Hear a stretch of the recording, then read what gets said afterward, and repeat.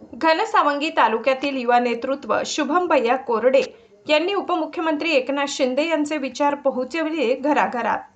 घनसावंगी मतदारसंघातील राजेगाव येथील आदर्श युवा शुभम भैया कोरडे यांनी उत्तुंग भरारी घेतली।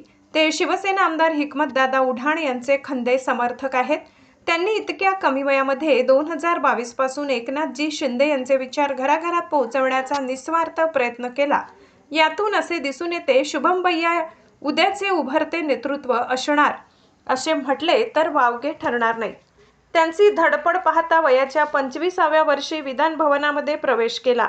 उपमुख्यमंत्री एकनाथजी शिंदे यांची भेट घेऊन त्यांचे आशीर्वाद घेतले व आमदार हिकमतदादा उढाण यांच्या मार्गदर्शनाखाली येणाऱ्या काळात घनसावंगी तालुक्यात पक्ष संघटना व शिंदे साहेबांचे काम जनसामान्यांपर्यंत पोहोचवण्याचा निर्धार केला।